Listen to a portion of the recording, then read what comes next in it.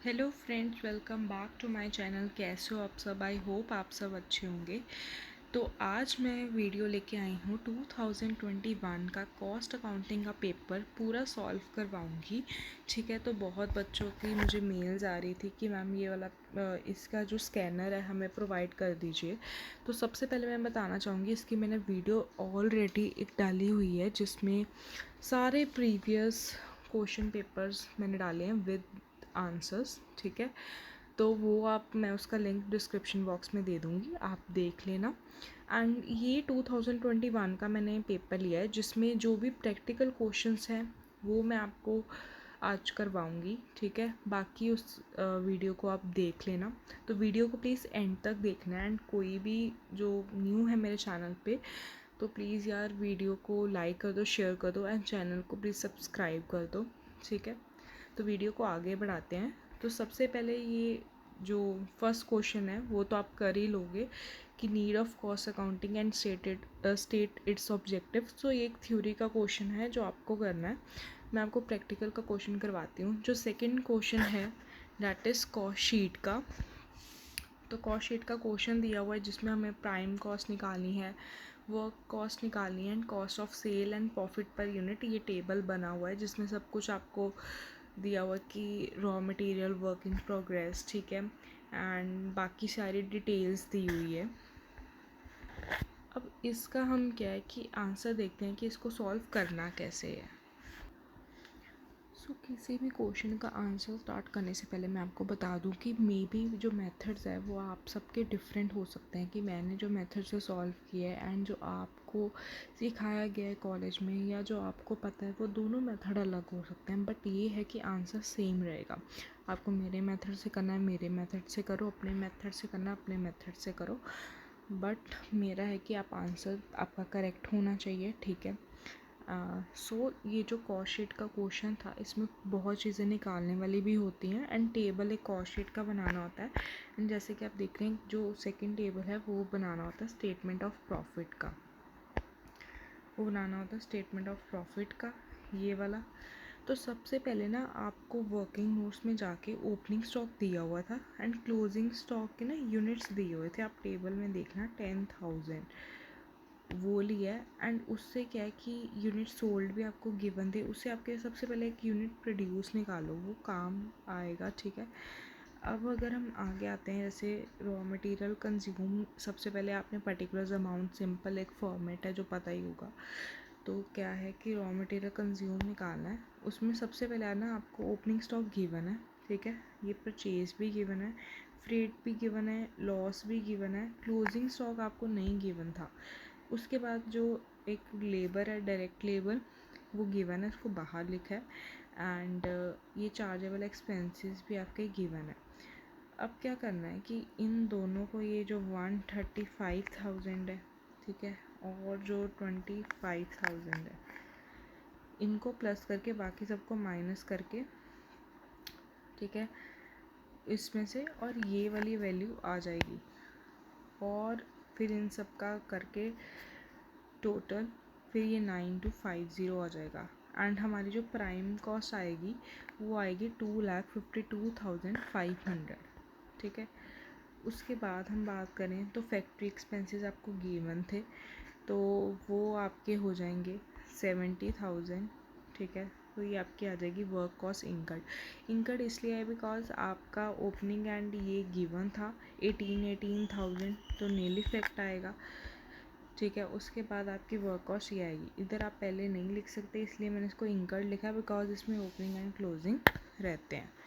उसके बाद हम बात करते हैं कि ऑफिस एंड एडमिनिस्ट्रेटिव ओवरहेड्स। आप क्वेश्चन में देखोगे कि आपको यूनिट्स नहीं गिवन, तो इसलिए मैंने आपको कहा था कि सबसे पहले ये निकाल लेते हैं। यूनिट प्रोड्यूस आपने 30,000 निकाले हुए हैं। क्वेश्चन में आप देखना इधर @2 लिखा हुआ है बस, और इधर डैश है। तो इसमें क्या करना है कि हमने 30,000 जो निकाला था, ठीक है, इंटू इसका 2 कर देना है, वो आ गया 60,000। ये आ गया आपकी कॉस्ट ऑफ प्रोडक्शन प्लस करके। उसके बाद opening and closing finish goods का, ठीक है, वो आपका COGS आ जाएगा। उसके बाद ऐसे ही सेलिंग एक्सपेंसेस इतने के सोल्ड हुए थे, वो यूनिट्स जो सोल्ड हुए उसके साथ ही 28,000 एट द रेट 1, तो इसलिए उसको इसके साथ किया। फिर उसके बाद distribution expenses and cost of sales आ जाती है।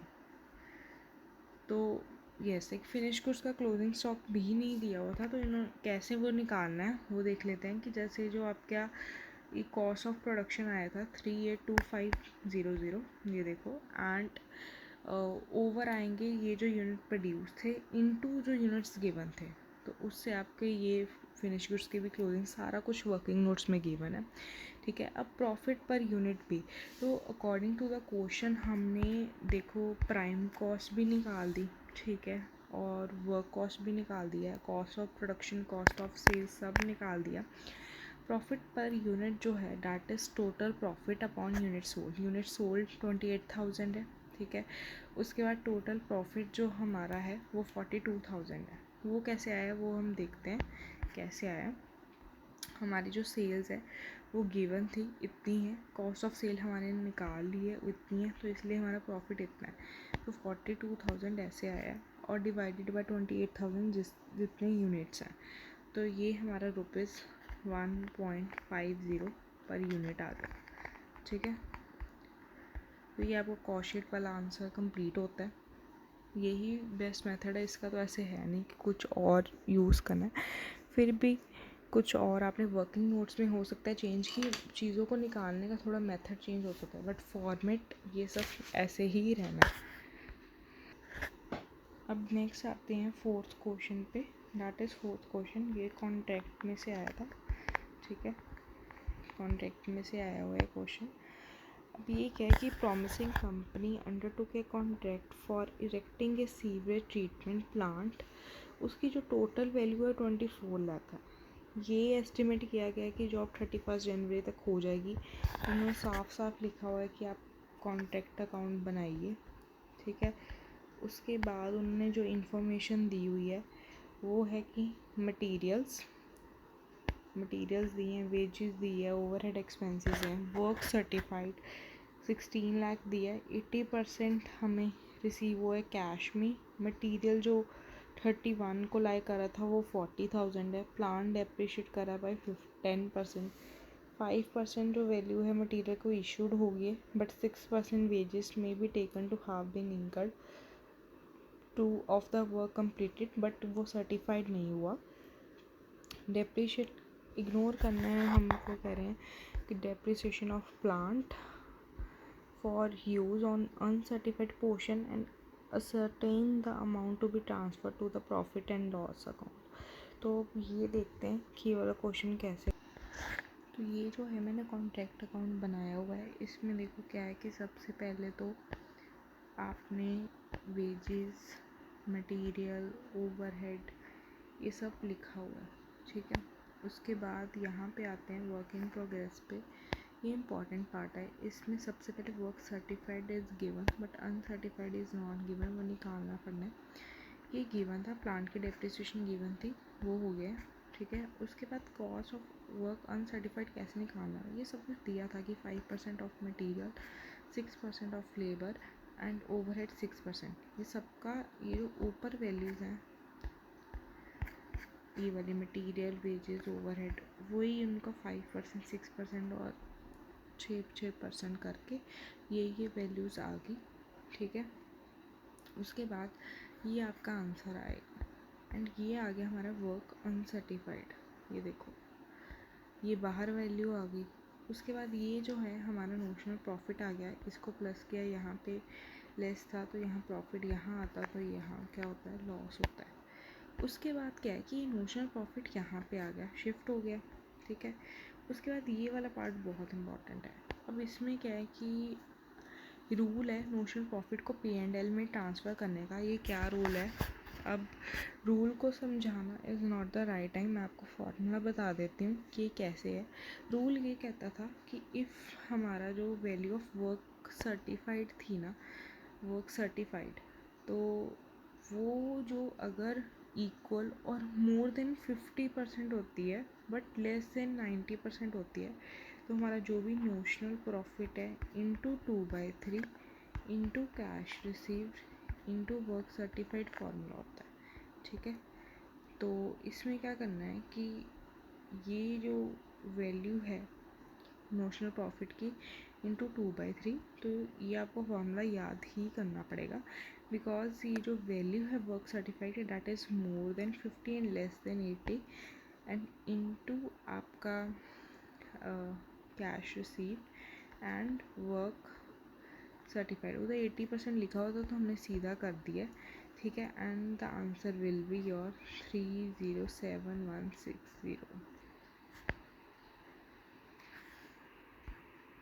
देखो ये क्या है कि साथ साथ मैं आपको एक्सप्लेनेशन सबकी बता रही हूँ, ये स्कैनर से बढ़िया है, बिकॉज उसमें क्या है कि सिर्फ और सिर्फ आपके वही लिखे होते हैं आंसर्स, बट इसमें एक्सप्लेनेशन भी है, मैं बता रही हूँ, और प्रॉपर एक टेबल भी बना हुआ है, जिसको नहीं तो प्रैक्टिस की हुई सम्स की एंड ये देखेगा उसको समझ आ जाएगा एंड बहुत बेनिफिशियल है। आपको एक प्रीवियस क्वेश्चन पेपर पूरा सॉल्व करके मिल रहा है। आई होप बच्चों को अच्छा लगेगा, ठीक है। तो नेक्स्ट क्वेश्चन पे बढ़ते हैं। नेक्स्ट ये जो 6th क्वेश्चन है, इसमें क्या है कि आपको ब्रेक इवन चार्ट बनाना है, जिसमें ब्रेक इवन पॉइंट पूछा था एंड सेफ्टी एंड प्रॉफिट पूछा था। ऊपर चलते हैं। और थर्ड पूछा है कि नंबर ऑफ़ यूनिट अगर सोल्ड किए जाते हैं 2000 पे, सेलिंग प्राइस दिया है, variable cost and fix cost दी हुई है and total number of unit sold दिए हैं।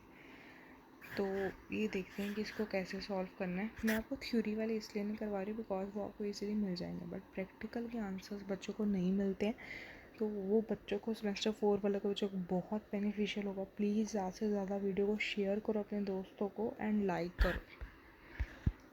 अब इसमें क्या है कि सेलिंग प्राइस आपको 5 दिया हुआ है, देखो वेरिएबल कॉस्ट 3 दी हुई है, कंट्रीब्यूशन 2 दी हुई है। तो PV ratio profit volume ratio कैसे निकालते हैं कि C+S/100, ठीक है। फिर भी देखो इतना डिटेल में मैं नहीं जा सकती जितना आप एक्सपेक्ट करोगे यार ये चीज़ हुई कैसे, बट येस मैं उस चीज़ के सल्यूशंस आपको ज़रूर प्रोवाइड कर सकती हूँ। तो प्लीज़ पहले जिन्होंने पढ़ा हुआ है उनके लिए बेनिफिशियल, ये नहीं कि आपने कुछ भी पढ़ा नहीं हुआ तो ये आपको सल्यूशन समझ आ जाएगा, बिल्कुल नहीं। अगर आपको वो चैप्टर अभी आपने नहीं किया है जिसका मैं आपको आंसर दे रही हूँ, मे बी कोई भी चैप्टर हो सकता है, प्लीज़ सबसे पहले उस चैप्टर को अपने ही तरफ से करिए, बुक में से उसके सारे क्वेश्चन सॉल्व कीजिए जितने इम्पॉर्टेंट है, या आप प्रैक्टिस कीजिए क्वेश्चंस की, फिर ये क्वेश्चंस पे आइए, ठीक है। तो इसमें क्या है कि हमारी जो पीवी रेशो वो 40% निकल गई है। उसके बाद हमारे यूनिट सोल्ड गिवन थे 2000 यूनिट से, ठीक है। तो सबसे पहले जो हम ब्रेक इवन पॉइंट निकालते हैं तो वो होता है फिक्स कॉस्ट, फॉर्मूला लिखा ही हुआ है देख सकते हो, अपॉन पीवी रेशो। तो fix cost is 3000 that is a given. PV ratio हमने अभी मैंने आपके सामने निकाली है। ये हमारा आ गया ब्रेक इवन पॉइंट। अगर हम इसको यूनिट में निकालना चाहें तो fix cost upon contribution 3000 divided by 2, contribution is given, ठीक है, 1500 आंसर है। उसके बाद हमारा सेकंड प्रॉफिट कैसे निकालना है, sale into sale is also given, PV ratio is also given 5, ठीक है। पीवी रेशियो आपकी 40%, बट 5 से हमने इसलिए कि because that is the your selling price, ठीक है। तो कोई भी कन्फ्यूजन नहीं आपको रहेगी, ये मैं आपको गारंटी दे सकती हूँ। जो मैं समझा रही हूँ उसमें आपको ये पता चलेगा ये कहाँ से ये टर्म कैसे आई है, ये नहीं कि मैंने आपको बस दिखा दिया वीडियो बंद करी, नो।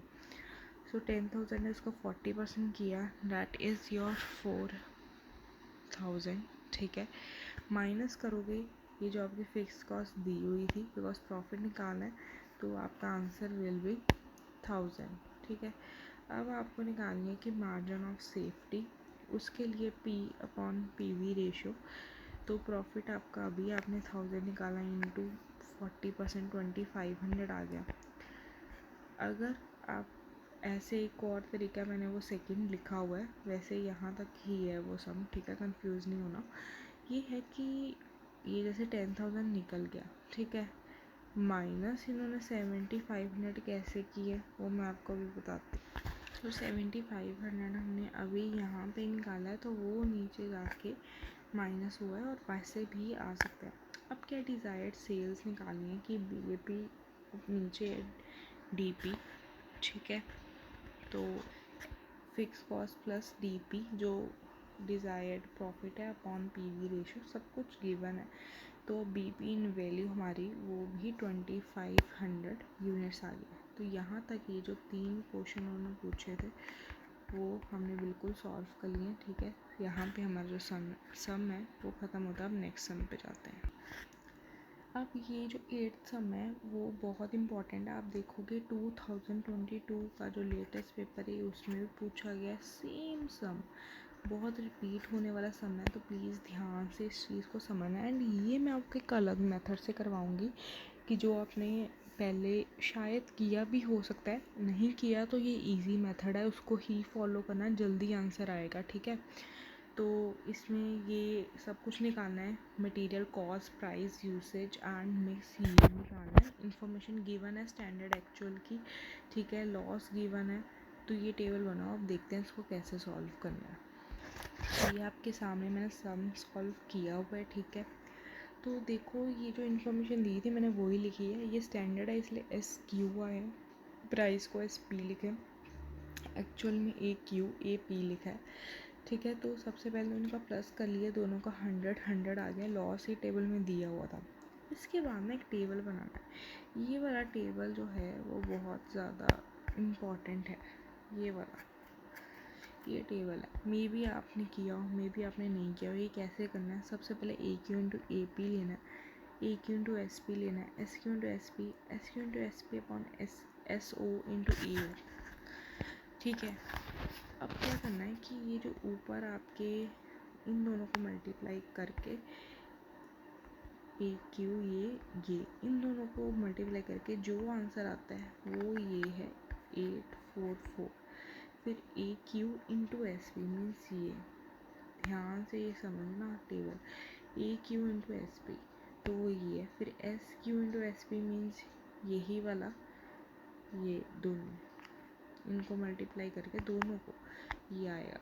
उसके बाद ये तो हमारा निकला ही हुआ था, इसको हमने ऐसे किया, SO हमारा 70 है इंटू 75 किया, ये हमारे आंसर आ गए। फिर ये कैसे आंसर आएंगे ये समझना बहुत इम्पॉर्टेंट है। देखना भी क्या मैजिक होता है। ये मैजिक अगर जाना है, अगर तो बच्चे देखो आधा छोड़ के चले गए हैं, नहीं देखी वीडियो, ये तो कर लेंगे, तो फिर बस ये मैजिक नहीं देख पाए, ये वाला सम नहीं देख पाए। ये इतना आसान तरीके से मैंने बताया है ना, जो बच्चे ने एंड तक देखे उनको ज़रूर बेनिफिट होगा। प्लीज़ ज़्यादा से ज़्यादा शेयर करो, लाइक करो, ठीक है।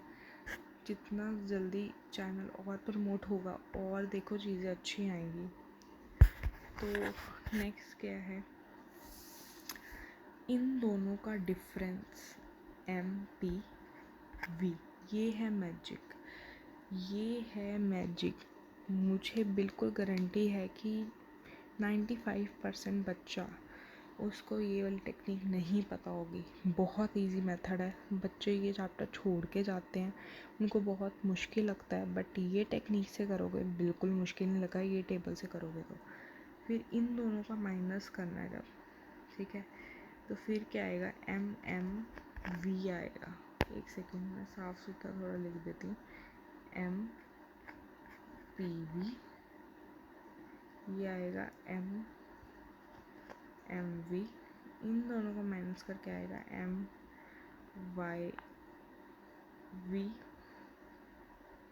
इन दोनों को करके आएगा MUV। अब ये वाले से लेके ये वाले तक MCV। वाओ वाओ वाओ, इतना ज़्यादा इजी मुझे नहीं लगता आपको किसी ने बताया होगा, अच्छी तरह समझ लिया होगा आई होप।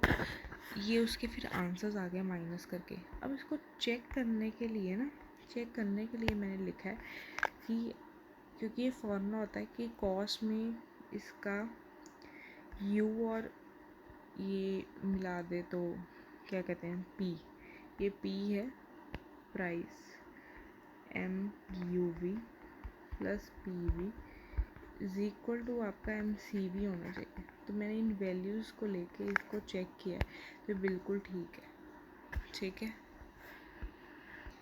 अब ये नहीं है कि आप कहोगे कैसे, ठीक है, बिकॉज़ ये माइनस में था इसलिए माइनस हो गए, बिकॉज़ ऊपर अगर हम ऐसे माइनस कर रहे हैं इसमें तो ये माइनस में आ रहा है, बिकॉज़ 720 में से 844 है, तो दिस इज़ लाइक कि हमने इसमें 124 में से -30 किया तो 94 आया। ठीक है, तो आई होप आपको कोई डाउट नहीं होगा। एंड आज की वीडियो बहुत इंपॉर्टेंट थी एंड बच्चों ने मुझे बहुत मेल्स की हैं एंड होपफुली आपके सारे डाउट्स क्लियर हैं। 21 का सारा पेपर सॉल्व हो चुका है और जो आपके स्कैनर का लिंक है ना वीडियो का, वो डिस्क्रिप्शन में होगा, वो देख लेना। वो बाकी पेपर के वो फिर पूरे सॉल्व नहीं होंगे, मतलब जो स्कैनर में नीचे दिए होते हैं आंसर्स वैसे आपको मिल जाएंगे, वो लिंक डिस्क्रिप्शन में होगा।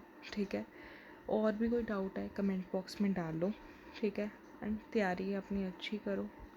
आई होप आपको वीडियो बहुत अच्छी लगी होगी। Thanks for watching. ठीक है, ऐसे अपना सपोर्ट बनाए रखो और वीडियोस आती रहेंगी। Bye bye.